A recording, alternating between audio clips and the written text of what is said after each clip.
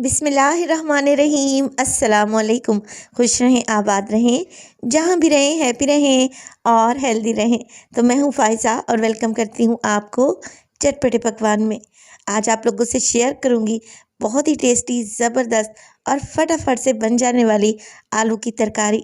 साथ ही मूंग दाल की कचौरियाँ भी बनाएंगे, जिसमें दाल को हमने ना ही बॉयल करना है, ना ही कचौड़ी में स्टफ़ करना है और ना ही हमारी कचौड़ी फटने का कोई ख़तरा। तो रेसिपी को एंड तक देखें। रेसिपी बहुत ही टेस्टी और ज़बरदस्त कम्बिनेशन है।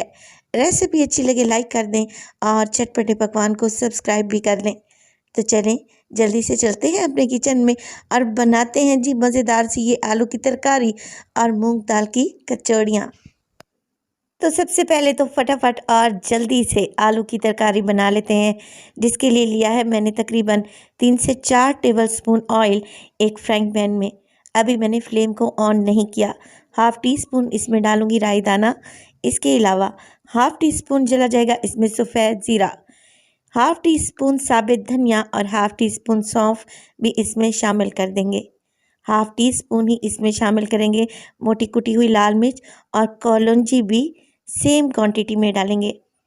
जायके के हिसाब से नमक शामिल करें और इसके अलावा इसमें डालें सुरख मिर्च का पाउडर हाफ़ टी स्पून। अब फ्लेम को ऑन करें और इन मसालों को हल्का सा रोस्ट कर लें, भून लें, बिल्कुल लो फ्लेम पे, ताकि मसाले हमारे जले नहीं। जैसे ही आप लोग देखेंगे ना कि मसाले फूलने लगे हैं, तब आप इसमें शामिल कर दें 2 से 3 टेबलस्पून पानी। पानी डालने के बाद आप लोगों ने मिक्स कर लेना है। माशाल्लाह से देखें कितना खूबसूरत सा कलर आ रहा है। बस इसी स्टेज पर मैं डाल दूंगी इसमें उबले हुए आलू।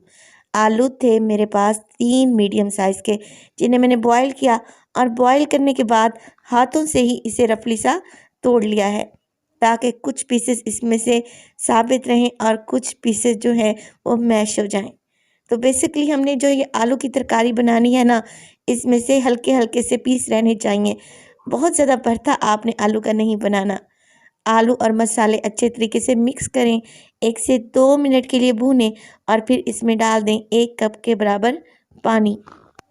अब इसको अच्छा सा मार्केट वाला कलर देना है, तो कलर के लिए मैं ऐड करूँगी जर्दा फूड कलर, 1 चुटकी के बराबर, ये ऑप्शनल है।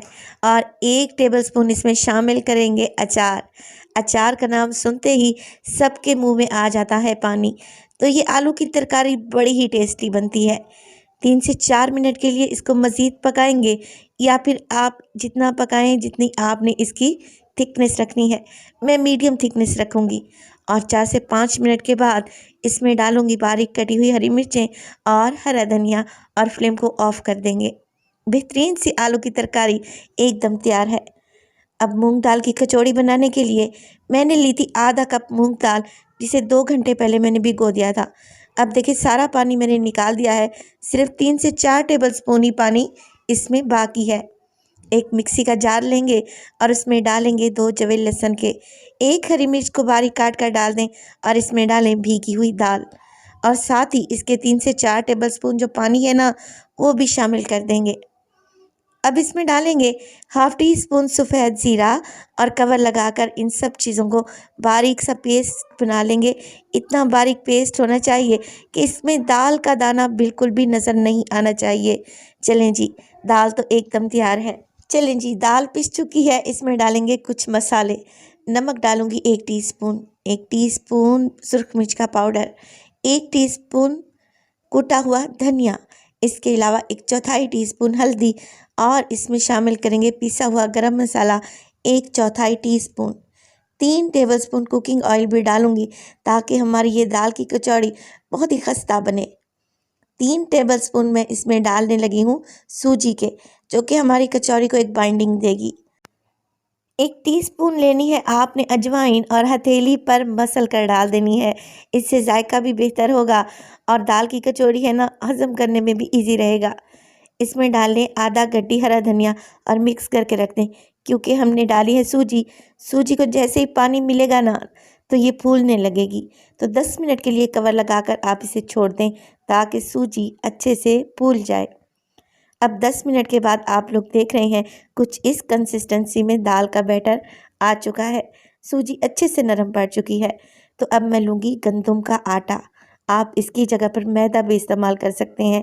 तकरीबन 1 कप मैंने गंदम का आटा डाला है। पहले मिक्स करूँगी और फिर कंसिस्टेंसी को चेक करूँगी।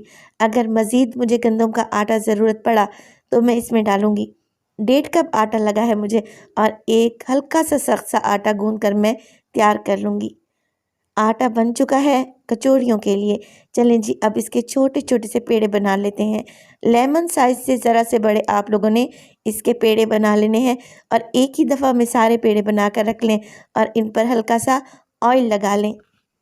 तो मेरी रेसिपी अगर आप लोगों को अच्छी लग रही है तो प्लीज़ वीडियो को लाइक कर दें और चटपटे पकवान को सब्सक्राइब भी कर लें।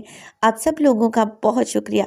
अब देखें, काउंटर पर डाला है मैंने हल्का सा ऑयल और मैं यहाँ पर एक मीडियम साइज़ की कचौड़ी या फिर पूड़ी तैयार करने लगी हूँ। इस रेसिपी में आपको कचौड़ी का फ्लेवर मिलेगा और पूड़ी का जायका भी आएगा इंशाल्लाह ताला। एक मीडियम साइज़ की पूड़ी बेलें जो कि इवन रहनी चाहिए, कहीं से मोटी या कहीं से पतली ना हो। बेलन की मदद से बेल लें और तेज़ गरम ऑयल में आप लोगों ने इसे डालते जाना है, एक-एक करके डालें।